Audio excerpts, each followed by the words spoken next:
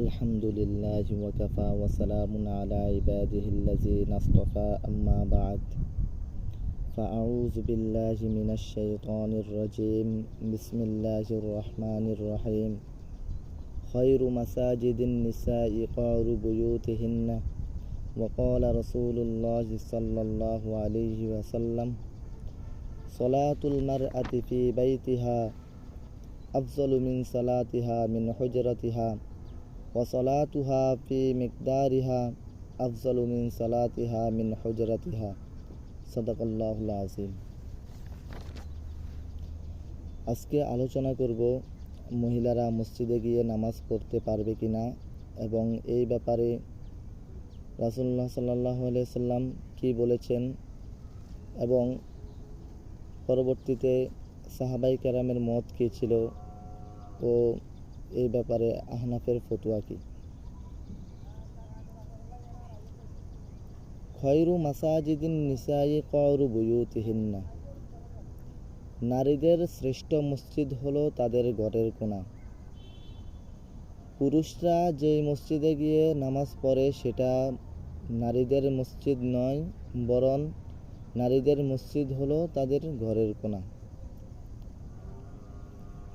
একবার এক মহিলা নবী করিম সাল্লাল্লাহু আলাইহি সাল্লামের নিকট মসজিদে নববীতে উপস্থিত হওয়ার অনুমতি চাইল, কারণ মসজিদে নববীতে এক রাকাত নামাজ পড়লে এক রাকাত নামাজে 50,000 রাকাত নামাজের সওয়াব পাওয়া যায়।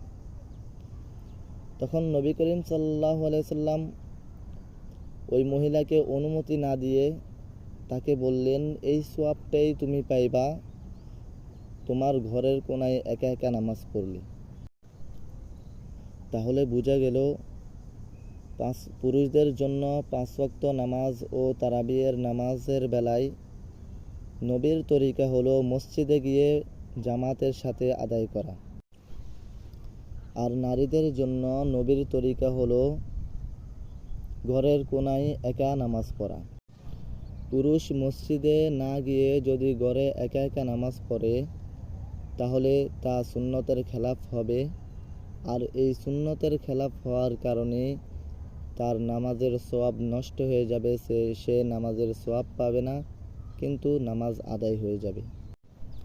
এর সম্পূর্ণ বিপরীত, যদি মহিলা ঘরে নামাজ না পড়ে মসজিদে গিয়ে পড়ে তাহলে সুন্নতের খেলাফ হওয়ার কারণে তার নামাজের সওয়াব নষ্ট হয়ে যাবে, তবে নামাজ আদায় হয়ে যাবে।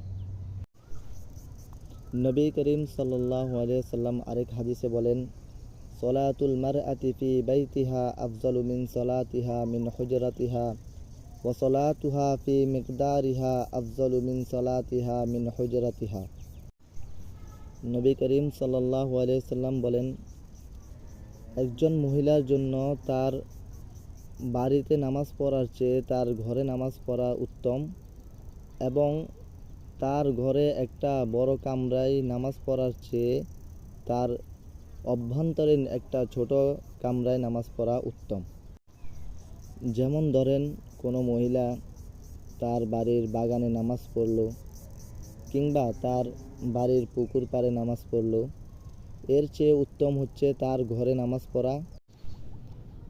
এবার আসেন মহিলারা মসজিদে জামাতে উপস্থিত হওয়ার ব্যাপারে সাহাবায়ে কেরাম রাদিয়াল্লাহু তাআলা আনহুর অভিমত কী ছিল। হযরত ওমর রাদিয়াল্লাহু তাআলা আনহু সাহাবীদেরকে নিয়ে বসলেন, যারা কিনা সংবিধান বিশেষজ্ঞ সাহাবী ছিলেন।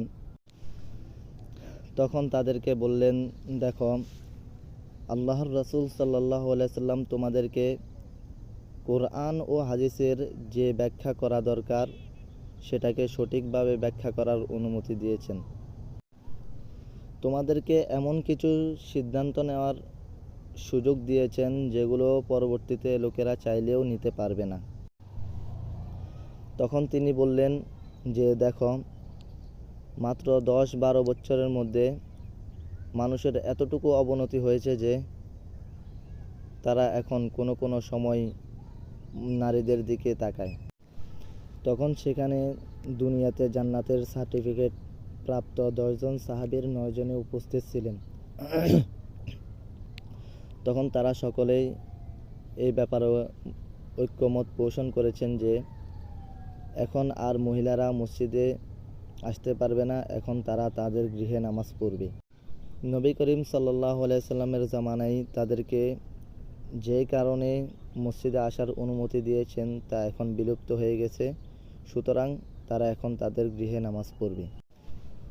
এখন কিছু হাদিস দেখা যায় যে নবী করিম সাল্লাল্লাহু আলাইহি সাল্লামের জামানায় মহিলাগণ মসজিদে নববীতে আসতেন।